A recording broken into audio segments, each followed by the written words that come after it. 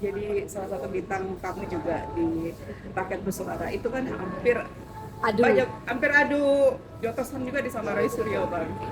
Itu gimana bang kok bisa sampai segitu emosinya menghadapi seorang Roy Suryo bang? Ini terima kasih teman-teman ya. Memang saya diundang sebagai bintang untuk proteksi hukumnya, diminta ada surat undangannya. Saya datang, saya ikutin acaranya.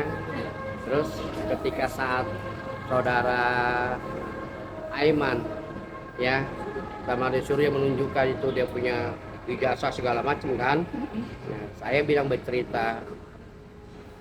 Kemudian ditanya si Aiman kepada saya, menurut Pak Halim gimana? Saya bilang begini, tolong dibuka itu slide yang kita mau lihat ijazah yang palsu dan yang tidak palsu yang mana, kan gitu. Dibuka masih Aiman tuh slide-nya. Begitu dibuka, lalu disuruhnya saya panggil, coba tunjukin saya ijazah yang mana yang palsu, yang tidak palsu yang mana.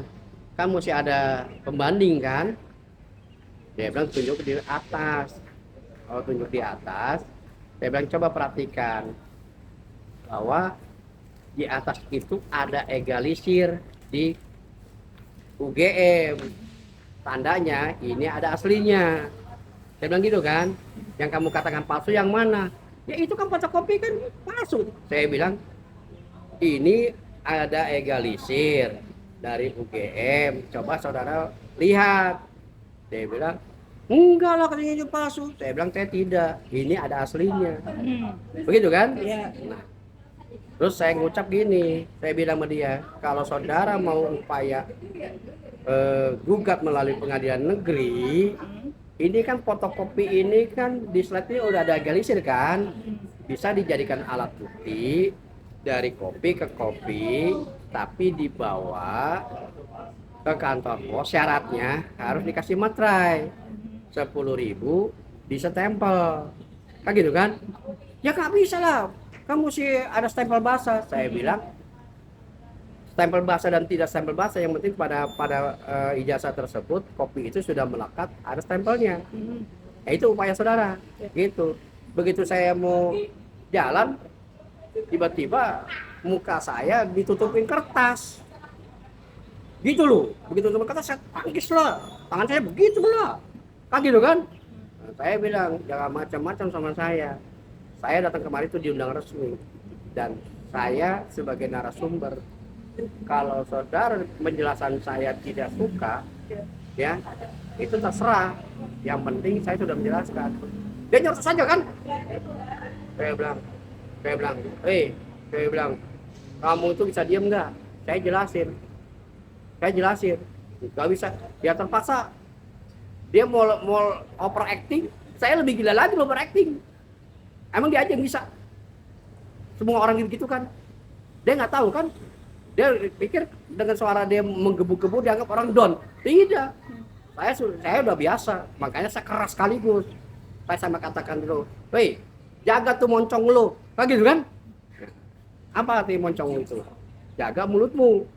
Nah, itu belum sampai kemana-mana saya. Nah, ini saya katakan sama dia bahwa yang sebenarnya itu asli, tapi terus nyocos. Saya suruh diam, nggak mau. Nah, saya tanya, saudara kan peneliti nih. Saya tanya nih, saudara bisa buktikan nggak kalau saudara ini punya sertifikat penelitinya? Oh, itu kan nggak ada urusan dia. Kan saya peneliti. Iya, saya bilang. Saudara kan mengatakan dirinya sendiri peneliti, tapi ini dasarnya harus punya uji kompetensi, yaitu sertifikat keahliannya dia.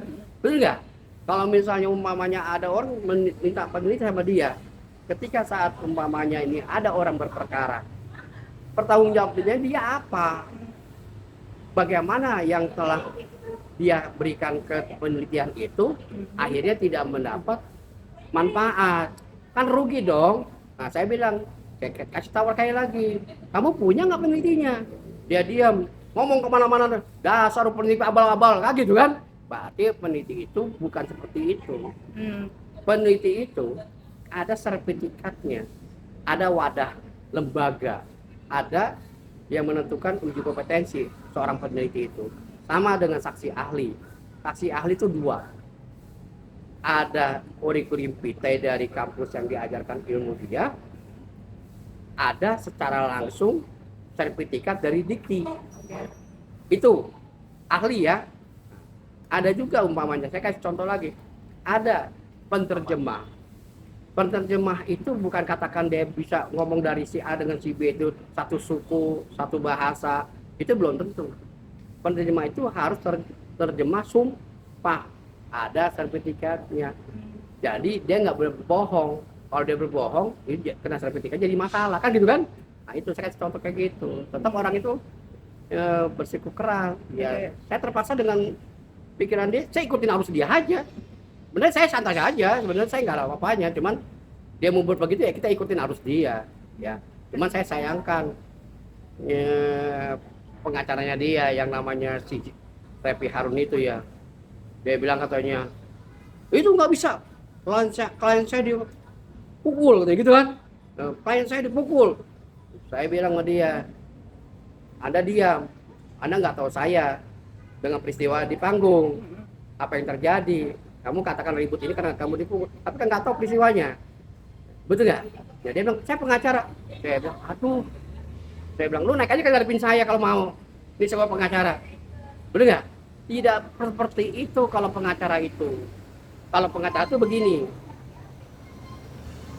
pengacara itu ketika saat persoalan itu terjadi, kliennya harus memberi surat kuasa untuk melakukan tindakan hukum. Berupa somasi, merupakan satu pertemuan. Dia kan enggak, saya ini pengacara dengan gagahnya, sombongnya pengacara. Apa sih pengacara itu? Bener nggak? Kan nggak wajar, nggak etis. Oh, saya bilang, saya pikir ya ini mau uji coba dengan saya. Betul nggak? Nah, akhirnya dia diem tuh. Atau dia bilang berdua nih, usir. Saya ketawa-tawa aja. Kalau sampai dilakukan itu, saya lempar tuh bangku. Saya nggak tanggung-tanggung, karena saya resmi diundang. Kenapa lu melakukan hal itu? Kan semua juga tahu ada saksinya banyak, ya saksinya banyak. Dia juga mengatakan demikian. Akhirnya juga diredain sama Aiman. Aiman juga mengatakan yang salah itu pertama kali ya dia, Suryo, nutup muka Pak Halim itu pakai kertas. Ya kan kurang ngajar, etika nggak sopan, betul nggak? Nah, akhirnya Pak Halim membuat suatu penangkisan, kan gitu. Nah, akhirnya dijelas itu terima, dia sadar. Akhirnya jalan, tanya lagi sama saya, tanya lagi, saya jelasin lagi kembali. Pada selesai acara itu, dia itu datang ke saya minta maaf. Oh. Minta maaf dia dengan saya. Akhirnya Minta maaf. Oke. Bang,